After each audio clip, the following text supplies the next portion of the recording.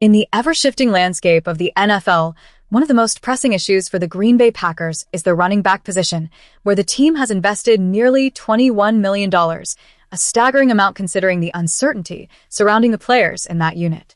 How will this high-stakes gamble pay off for the Packers? Fans, share where you're watching from and your thoughts on the team's running back situation in the comments below. As we dissect the financial breakdown, it's clear the Packers' roster exhibits a diverse allocation of salary cap dollars. Currently, they rank 13th in offensive spending and 21st on defense, but it's the running back position that stands out glaringly as an anomaly. With a hefty $20.8 million dedicated to the running backs, the expectations are sky-high, yet the returns have been shrouded in doubt.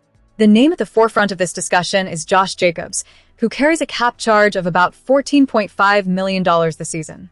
While Jacobs has been a significant contributor in the past, his performance dipped last year, raising eyebrows and concerns. From rushing yards to broken tackles, every metric has shown a decline: 1,329 rushing yards in 2024 to just 929 in 2025, a worrying trend that's hard to ignore. This isn't merely a case of cherry-pick statistics, it's a comprehensive downturn across the board. Jacobs turned 28 in February and has accumulated a staggering 2,109 touches over his 7-year career, averaging around 300 per season. While the physical demands of the running back position can't be underestimated, one must question whether father time is beginning to take a toll on Jacobs. However, before we jump to conclusions, it's crucial to acknowledge the circumstances surrounding his last season. A knee injury against the Giants limited his effectiveness, and injuries are an all-too common occurrence in the brutal world of football. But what about the rest of the running back core? The Packers also have other backs, but they too faced their own struggles last season. Emanuel Wilson saw his yards per carry tumble from 4.9 to 4.0, while Chris Brooks dropped from 5.1 to 3.9. It's a concerning trend that suggests a systemic issue within the running attack. Then there's the specter of off-field allegations looming over Jacobs.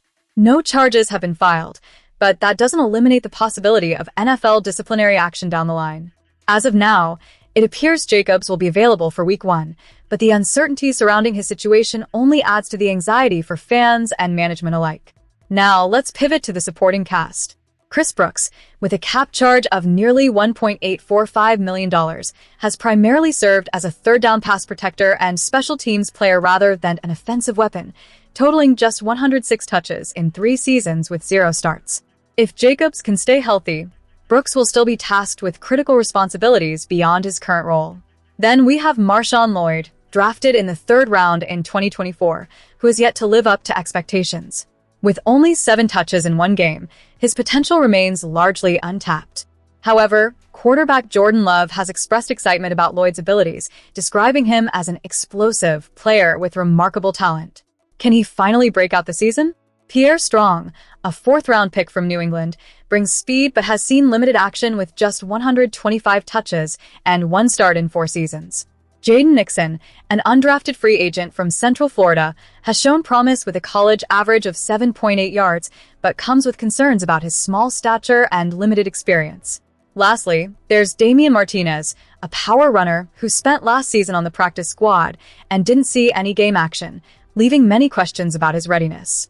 Combined, this group of backups has recorded an abysmal total of 27 carries, 13 receptions, and 197 total yards in the NFL last season, all attributed to Brooks, who notably had 61 yards in a single game against the Vikings. With such limited production, it's impossible to envision a successful offensive strategy if Jacobs were to be sidelined or if Lloyd were to struggle again.